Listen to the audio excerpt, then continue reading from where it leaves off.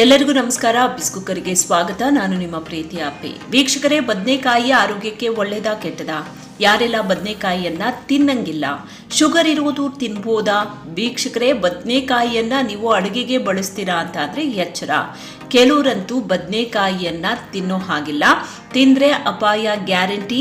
ಹಾಗಾದ್ರೆ ಯಾರೆಲ್ಲ ಬದನೆಕಾಯಿಯನ್ನ ತಿನ್ನಂಗಿಲ್ಲ, ತಿಂದ್ರೆ ಏನಾಗುತ್ತೆ ಅನ್ನೋದನ್ನ ಈ ವಿಡಿಯೋದಲ್ಲಿ ನಾನು ನಿಮ್ಗೆ ತಿಳಿಸ್ಕೊಡ್ತೇನೆ. ವೀಕ್ಷಕರೇ, ಈ ಬದನೆಕಾಯಿ ವಾತ ಮತ್ತು ಪಿತ್ತ ವಿಕಾರಗಳನ್ನ ಸೃಷ್ಟಿ ಮಾಡುತ್ತೆ. ಇದರಿಂದ ಜೀರ್ಣಾಂಗ ವ್ಯವಸ್ಥೆ ಮೇಲೆ ಕೆಟ್ಟ ಪರಿಣಾಮ ಬೀರುತ್ತೆ. ಬದನೆಕಾಯಿಯಿಂದ ಹೆಚ್ಚು ಪೋಷಕಾಂಶಗಳು ಸಿಗೋದಿಲ್ಲ ಅಂತಾರೆ ತಜ್ಞರು. ಬದನೆಕಾಯಿ ತುಂಬಾ ಇಷ್ಟ ಅಂದ್ರೆ ಯಾವಾಗ್ಲಾದ್ರೂ ಅಪರೂಪಕ್ಕೆ ತಿನ್ನಿ, ಯಾವಾಗ್ಲೂ ಬೇಡ. ಈಗ ಯಾವೆಲ್ಲ ಸಮಸ್ಯೆ ಇರೋರು ತಿನ್ನಬಾರ್ದು ಅನ್ನೋದನ್ನ ನೋಡೋಣ. ನಂಬರ್ 1, ಚರ್ಮದ ಅಲರ್ಜಿ ಇರೋರು. ನಿಮ್ಗೆ ಚರ್ಮದಲ್ಲಿ ಏನಾದ್ರೂ ಅಲರ್ಜಿ ಇದ್ರೆ ಅಪ್ಪಿ ತಪ್ಪಿಯೂ ಬದನೆಕಾಯಿಯನ್ನ ತಿನ್ನಂಗಿಲ್ಲ. ಇದು ತುಂಬಾನೇ ಅಪಾಯಕಾರಿ. ಬದನೆಕಾಯಿಯಿಂದ ತಯಾರಿಸಿದ ಯಾವುದೇ ಆಹಾರಗಳನ್ನ ತಿನ್ನಂಗಿಲ್ಲ ಅಲರ್ಜಿ ಇರೋರು. ಇದರಿಂದ ಅಲರ್ಜಿ ಮತ್ತಷ್ಟು ಜಾಸ್ತಿ ಆಗುವಂತಹ ಅಪಾಯ ಇರುತ್ತೆ. ಇನ್ ಕೇಸ್ ನಿಮ್ಗೇನಾದ್ರೂ ಅಲರ್ಜಿ ಇದ್ರೆ ಇವತ್ತೇ ಬದನೆಕಾಯಿ ತಿನ್ನೋದನ್ನ ಸ್ಟಾಪ್ ಮಾಡಿ.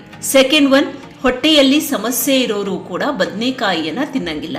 ಬದನೆ ತಿಂದ್ರೆ ಗ್ಯಾಸ್ ಪ್ರಾಬ್ಲಮ್ ಜಾಸ್ತಿ ಆಗುವಂತಹ ಸಾಧ್ಯತೆ ಇರುತ್ತೆ. ಹೀಗಾಗಿ ಬದನೆ ತಿನ್ನೋದನ್ನ ಬಿಟ್ರೆ ತುಂಬಾ ಒಳ್ಳೇದು ಅಂತಾರೆ ತಜ್ಞರು. ನೆಕ್ಸ್ಟ್ 1, ಖಿನ್ನತೆಯಿಂದ ಬಳಲ್ತಾ ಇದ್ರೆ ಬದನೆಕಾಯಿಯಿಂದ ದೂರ ಇದ್ಬಿಡಿ. ಯಾಕೆ ಅಂದ್ರೆ ಖಿನ್ನತೆಯಿಂದ ಬಳಲ್ತಾ ಇದ್ರೆ ಬದನೆಕಾಯಿ ತಿನ್ನೋ ಸಾಹಸಕ್ಕೂ ಹೋಗ್ಬಿಡಿ. ಬದನೆಕಾಯಿ ನೀವು ತಿನ್ನೋ ಔಷಧಿಯ ಪರಿಣಾಮವನ್ನ ಕಡಿಮೆ ಮಾಡುತ್ತೆ. ಖಿನ್ನತೆ ಕಡಿಮೆ ಆಗೋದಕ್ಕೆ ಔಷಧಿ ತೆಗೆದುಕೊಳ್ತಾ ಇದ್ದು ಜೊತೆಗೆ ಬದನೆಕಾಯಿ ಕೂಡ ತಿಂದ್ರೆ ಖಿನ್ನತೆ ಕಡಿಮೆ ಆಗುವ ಬದಲು ಹೆಚ್ಚಾಗುವ ಅಪಾಯ ಇರುತ್ತೆ. ಫೋರ್ತ್ 1, ಕಣ್ಣಿನ ಸಮಸ್ಯೆ ಇರೋರು. ಕಣ್ಣುಗಳಲ್ಲಿ ಉರಿ, ಚುಚ್ಚುವಿಕೆ, ಅಲರ್ಜಿ ಮತ್ತು ಊತದಂತಹ ಸಮಸ್ಯೆಗಳಿದ್ರೆ ಬದನೆಕಾಯಿಯನ್ನ ತಿನ್ಬೇಡಿ. ಇದರಿಂದ ಸಮಸ್ಯೆಗಳು ಮತ್ತಷ್ಟು ಹೆಚ್ಚಾಗಬಹುದು. ಆದ್ರಿಂದ ಕಣ್ಣಿನ ಸಮಸ್ಯೆ ಇರುವಾಗ ಬದನೆಕಾಯಿ ತಿನ್ನೋದು ಸರಿಯಲ್ಲ. ಮೂಲವ್ಯಾಧಿ. ಹೇಳಿಕೊಳ್ಳಲಾಗದ ಭಯಾನಕ ಸಮಸ್ಯೆಗಳಲ್ಲಿ ಒಂದು ಅಂತ ಅಂದ್ರೆ ಅದು ಮೂಲವ್ಯಾಧಿ. ನಿಮ್ಗೆ ಈ ಸಮಸ್ಯೆ ಇದ್ರೆ ಬದನೆಕಾಯಿಯಿಂದ ದೂರ ಇದ್ಬಿಡಿ. ಬದನೆಕಾಯಿ ಮೂಲವ್ಯಾಧಿಯನ್ನ ಹೆಚ್ಚಿಸುವಂತಹ ಸಾಧ್ಯತೆ ಇರುತ್ತೆ. ಇನ್ನು ಕಿಡ್ನಿ ಸ್ಟೋನ್ ಇರೋರು ಕೂಡ ಇದನ್ನ ಮುಟ್ಟಂಗಿಲ್ಲ. ಕಿಡ್ನಿಯಲ್ಲಿ ಅಥವಾ ದೇಹದ ಯಾವುದೇ ಭಾಗದಲ್ಲಿ ಕಲ್ಲಿರೋದು ಪತ್ತೆ ಆಗಿದ್ರೆ ನೀವು ಬದನೆಕಾಯಿ ಮುಟ್ಟೋದಕ್ಕೂ ಹೋಗ್ಬೇಡಿ. ಬದನೆಕಾಯಿಯಲ್ಲಿ ಆಕ್ಸಲೇಟ್ ಇರುತ್ತೆ, ಇದು ಕಲ್ಲು ಕರಗೋದಕ್ಕೆ ಬಿಡೋದಿಲ್ಲ. ಇನ್ನು ಜೀರ್ಣಕ್ರಿಯೆ ಸರಿಯಾಗಿ ಆಗದೆ ಇದ್ದವರು, ಜೀರ್ಣಕಾರಿ ಸಮಸ್ಯೆ ಇರೋರು ಬದನೆಕಾಯಿ ತಿನ್ನೋದನ್ನ ಆದಷ್ಟು ತಪ್ಪಿಸಬೇಕು. ಇಲ್ಲ ಆದ್ರೆ ಬದನೆಕಾಯಿ ಸೇವನೆ ಜೀರ್ಣಕಾರಿ ಸಮಸ್ಯೆಗಳನ್ನ ಹೆಚ್ಚಿಸುತ್ತೆ. ಆದ್ರಿಂದ ಕಳಪೆ ಜೀರ್ಣಶಕ್ತಿ ಅಥವಾ ಗ್ಯಾಸ್ ಪ್ರಾಬ್ಲಮ್ ಇದ್ದವರು ಬದನೆಕಾಯಿಯನ್ನ ತಿನ್ನಬಾರ್ದು ಅಂತ ತಜ್ಞರು ಸಜೆಸ್ಟ್ ಮಾಡ್ತಾರೆ.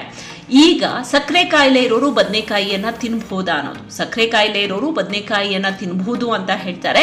ಇದರಿಂದ ಯಾವುದೇ ಸಮಸ್ಯೆ ಆಗಲ್ಲ ಶುಗರ್ ಪೇಷಂಟ್ಗೆ ಅಂತ ತಜ್ಞರು ಹೇಳ್ತಾರೆ. ಇನ್ ಕೇಸ್ ನೀವೇನಾದ್ರೂ ತಿಂತೀರಾ ಅಂತಂದ್ರೆ ನೀವು ಟೆಸ್ಟಿಗೆ ಹೋದಾಗ ನಿಮ್ಮ ಡಾಕ್ಟರ್ ಸಲಹೆ ಪಡೆಯೋದನ್ನ ಮರಿಬೇಡಿ.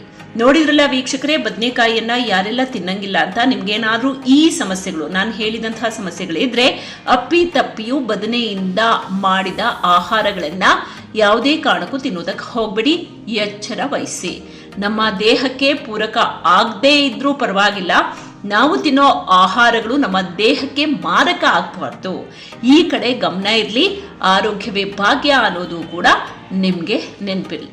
ವೀಕ್ಷಕರೇ, ಇದು ಎಲ್ಲರಿಗೂ ಕೂಡ ಯೂಸ್ಫುಲ್ ಆಗುವಂತಹ ವಿಡಿಯೋ. ಹೀಗಾಗಿ ಆದಷ್ಟು ಶೇರ್ ಮಾಡಿ, ಇಷ್ಟ ಆದರೆ ಲೈಕ್ ಮಾಡಿ. ಜೊತೆಗೆ ನೀವಿನ್ನೂ ಕೂಡ ನಮ್ಮ ಚಾನೆಲ್ ಅನ್ನ ಸಬ್ಸ್ಕ್ರೈಬ್ ಮಾಡಿಲ್ಲ ಅಂತಂದ್ರೆ ಈ ಕೂಡಲೇ ಸಬ್ಸ್ಕ್ರೈಬ್ ಮಾಡಿ. ಪಕ್ಕದಲ್ಲೇ ಬೆಲ್ ಐಕಾನ್ ಇರುತ್ತೆ, ಅದನ್ನ ಕ್ಲಿಕ್ ಮಾಡೋದನ್ನ ಮರಿಬೇಡಿ. ಮತ್ತೊಂದು ಹೊಸ ಇಂಟ್ರೆಸ್ಟಿಂಗ್ ವಿಡಿಯೋ ಜೊತೆಗೆ ಆದಷ್ಟು ಬೇಗ ನಿಮ್ಮ ಮುಂದೆ ಮತ್ತೆ ಹಾಜರಾಗ್ತೀನಿ. ನಿಮ್ಮ ಸಪೋರ್ಟ್ ಇದೇ ರೀತಿಯಾಗಿರ್ಲಿ. ನಮಸ್ಕಾರ.